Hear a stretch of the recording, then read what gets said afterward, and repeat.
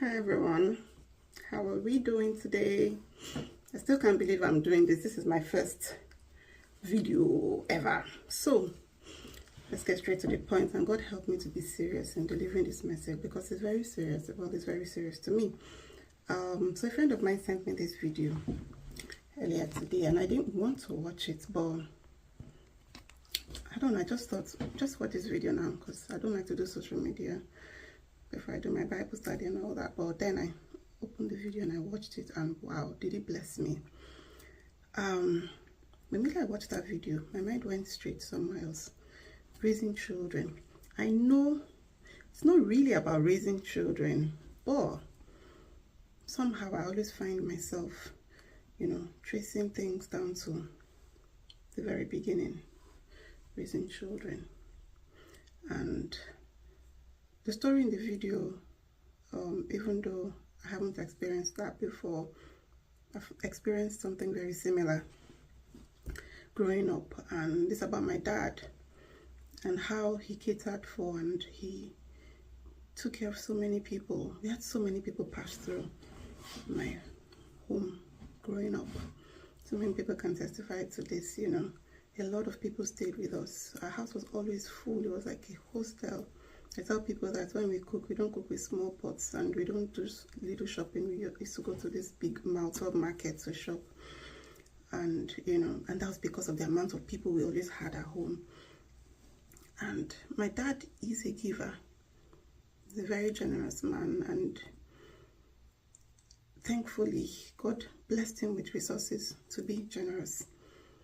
He's still very young, in his 70s now.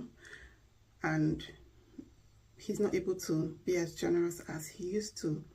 But some of the people my dad helped growing up have come back to say thank you in their own different ways. I remember my brother, when he was getting married, the Reverend Father who came to conduct the wedding came from, I think, Germany or some part of the world. When he heard my brother was getting married, he wasn't invited. He heard and he said, no, I have to come and be part of this. And why? My father sponsored him through school since, I think, his primary school up until he became a Reverend Father. And he just thought, I need to give back to this family. And he came back and he did it. This same brother of mine had an issue a while ago, and which we didn't even know he had the issue. And then this man randomly looks at him and says, oh, are you Chifosoma's son? Yes. That's how he got out of it. That's how God helped him. And how did all of this come about? Because somebody invested in the life of someone else.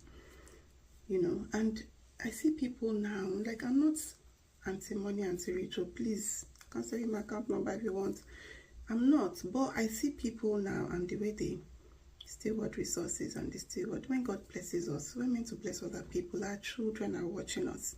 And then we're raising our children and we're telling them, you have to take care of your brother and sister. You are all you've got.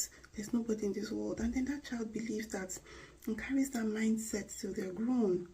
And in future, that's all they want to do. I'm just only going to take care of my own child, my own family, and that's all. Then what happens when your brook dries up? When all the resources dry up? When you had it, you didn't invest in anybody, you didn't help anybody, and then everything dries up, and then you say, God does not love me. God gave you the resources so that you can use it to help yourself in the future. How? Invest in other people and they will come back. They will come back and bless you in different ways. There's no way you would have ever thought that, oh, maybe 15 years down the line, XYZ is going to happen and I'm going to need ABC. There's no way. So when God says we should be loving, we should be kind, love your neighbor as yourself, that person that you are close to is your neighbor. The person you see at the stores, the person you see in church, the person you see when you go to the market, the person you see when you go to the gym, that's your neighbor. Once you hear that there's help and you know that you can help, please render help. Render help. Give. Give. I need to give giving back to you. So that video was a story of a man who, long story about him dating some pastor's kid. They broke up. He went back to his neighborhood when he was growing up. He went back home By the time he got home, his 4 siblings had gone to church, and I was wondering, okay, we don't go to church in this house, what's going on? He decided to go to the church.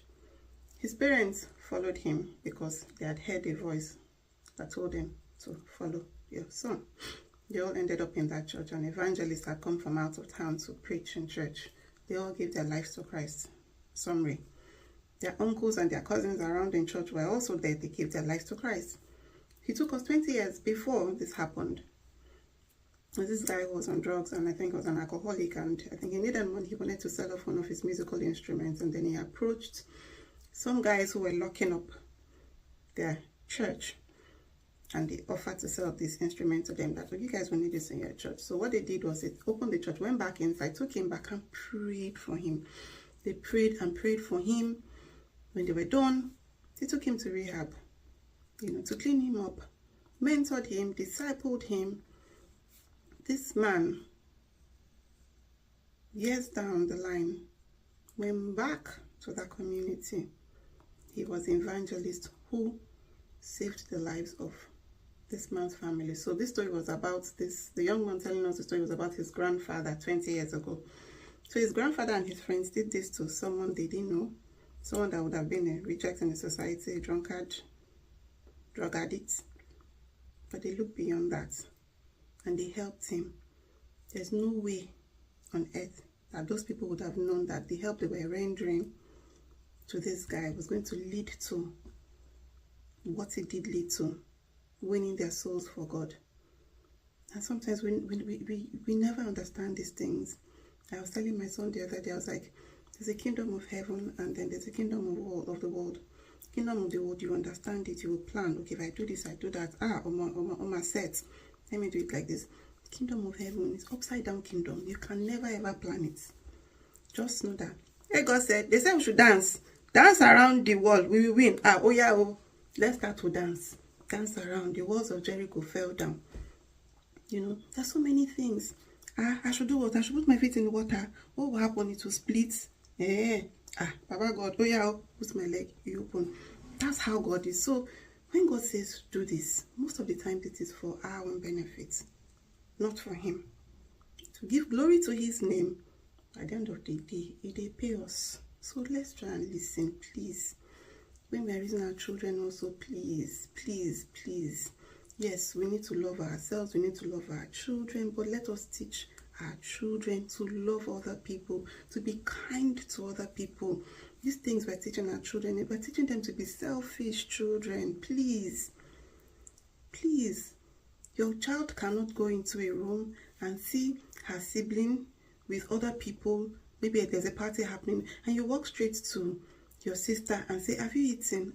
You have not eaten. Well, let me get food for you. And you get food for just your own sibling, and you leave the other people. I always tell my children, if you're not going to sort everybody out, just leave everybody like that.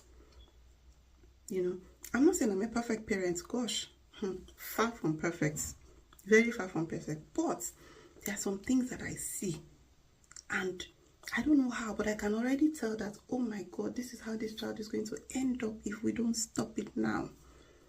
So let's not love our children into suffering in the future. Let us teach them to be generous children. Let us teach them to be kind. Let's teach them to be loving. So that when they see someone that needs help, they will not go, this person is not, I don't know this person, I'm not related to the person. Why am I? No, please. My friend will always say, when you wake up is your morning. Today it's my morning too. Today is your morning. Yeah, good morning. Let's go and start teaching our children. What we sow, we will reap. We will sow in the farm and we'll go and reap in the bank. That's how it was with God. Well, I'm just joking here, but you guys get the idea. I just thought to share this. Thanks for watching. Bye.